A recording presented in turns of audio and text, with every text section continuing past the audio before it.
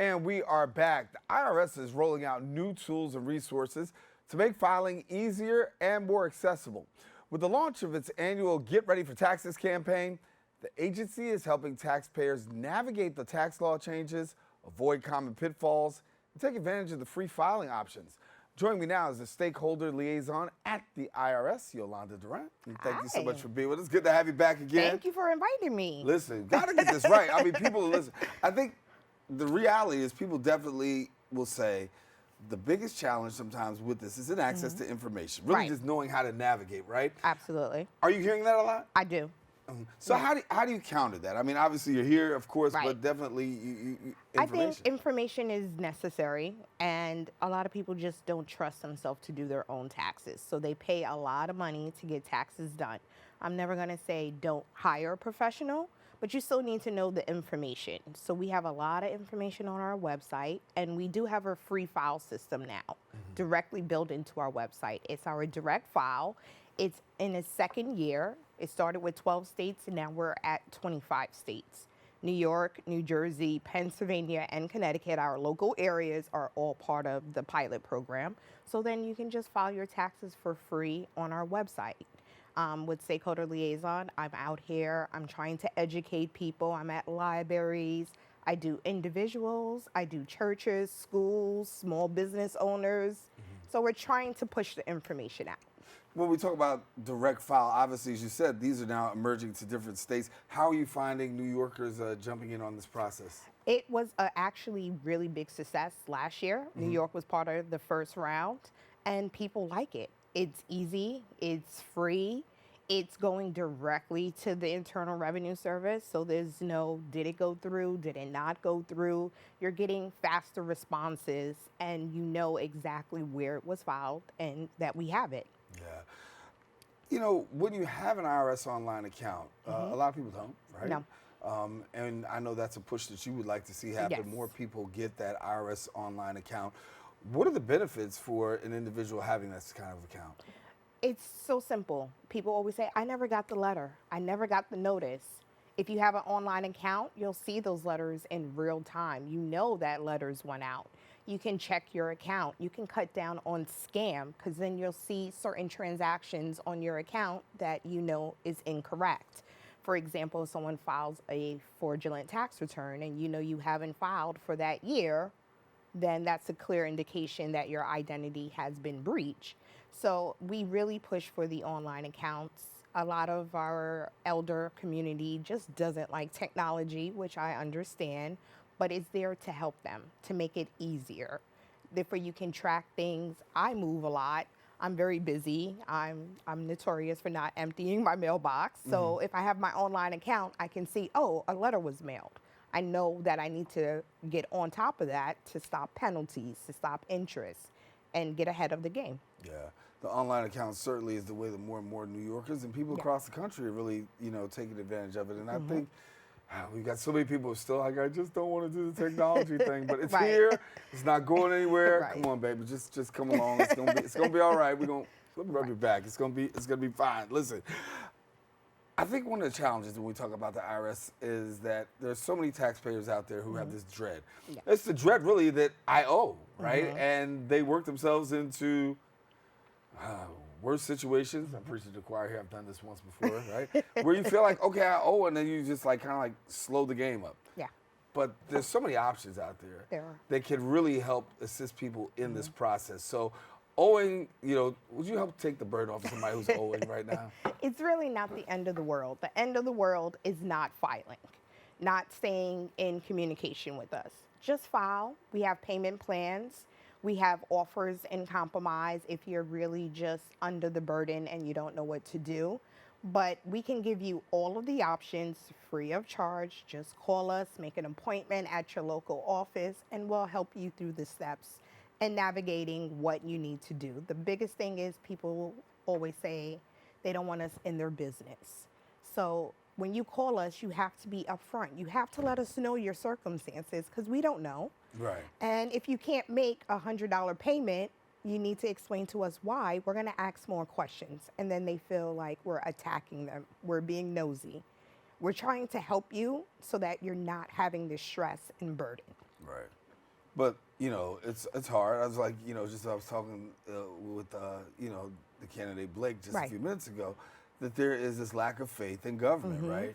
And how much more complicated does that make your job when you're out there? Because there's this resistance. You're like, hey, I just want to let you know, and it's like, Yeah, I get it a lot. Like, why are you here? What are you talking about? Or, you're just after my money, and it doesn't pay me, but we're trying to help you. You can't say I didn't know, because that just doesn't hold up. Right. So we're here to give it to you in simple bite-sized pieces. We're willing to come to you where you want to meet, to make it more comfortable for you, to make it easier for you. We're always here. We've updated the website tremendously. We have tools on there to help you. You can ask a question. You can get real-time answers. We're making it as simple as possible, but you have to be willing to use it or meet us. Right. There's sometimes I go out and it's like 5-10 people show up. And I tell them, please relay the message, get the message out there. And they're like, oh, this was really good. I can only do but so much. Right. A lot of people are scammed. Yeah. And how prevalent are we seeing tax scams these days? It's a really big thing. Scams are not a one-time thing. A lot of times they take your information and they may use it for a credit card, and then they hold it and wait a couple of years. If nothing happens, then they'll use it to do a fraudulent tax return. So it's something that you need to make sure that you're checking your credit scores, you're checking your transcripts, you're being diligent. We always recommend an IP PIN, which helps you file your taxes either by paper or electronically. Without the PIN number, that tax return is not going to be processed. And the process of going through, if a person feels like they've been scammed, what do they do? How do they go about that? Sure. Because that's, you already feel violated, you're not sure what to do. So we always recommend filing a Form 14039, which is our identity theft affidavit. So if, for example, it could be simple.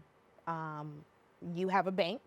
The bank sends you a letter and says their system was breached. You attach that as supporting documentation that clearly your identity was breached. You have school kids, the school was hacked, you get a letter, you attach it. Your car was robbed, your home was robbed, you have a police report, you attach it, and you explain to us the level of severity that your identity has been compromised. And then you can fill out for an IP PIN after that, and you'll get a new PIN every single year. It's never repeated. Even me as a employee, I don't see anyone's PIN numbers. It's handled by a special department, only they can see it. And having an online account helps, because if you move or you misplace your PIN, then you can go online and retrieve your PIN number. Right. For yourself, obviously this time of year is pretty hectic, right? Yes. What are the most common things that you're hearing right now? Errors, just I'm scared to file, I don't want to make a mistake, which is understandable. Even if you hire someone, they can make a mistake, which is why we're trying to educate people on what to look for on your own taxes, even if you hire someone. It's human nature to make a mistake. If that's your only fear, guess what? You get a letter, you correct it, you fix it. I'm human. I have made mistakes. I get my letter, I fix it right away. It's just, don't let fear stop you, because it's something that you just have to do. And it's not going anywhere, and the more you wait, the more damage is done. Right. As we look to going towards April, obviously that deadline is looming. Let's tell people about the deadlines. April 15th is your filing deadline. Small business owners, depending on how you're filing, will have a different deadline. But just do it now. Take your time. Don't rush. When you rush, then you make the errors, you make the mistakes, and technology is great, but it does fail. And you're hitting submit and the internet goes down. There's a glitch in the system and now it's late. Right. And then that causes more issues. Right, exactly. Whatsoever. As I also think about some of the common mistakes that people make, what are things that people really do right that you want to emphasize, that you want to share with people too? You know, I think what people do right is they ask questions. They come to the local walk-in office. Right now on Tuesdays and Thursdays, they have open hours. They're going to start rolling out some Saturday open hours. they're getting the information. They're getting either from their local library or they use our free local help. And they're really getting out there, they're educating themselves, they're filing on time, they're staying on top of their accounts. That is something that I think people are really doing right. Or if they're hiring people, they're asking the right questions to make sure that that person is someone that is going to handle their account correctly. Yolanda, it's been great. Obviously, as we get towards April, we'll bring it back again. Right. Want to make sure the public is educated and they have an Exactly. opportunity to, get this and get the house in order, if you will. Right. All righty, Yolanda Durant, she is the Stakeholder Liaison for the IRS, and we thank her for joining us. Now, if you want more information, go ahead and visit the website at irs.gov. Encourage you don't go anywhere. We're back with more Open coming up right after this.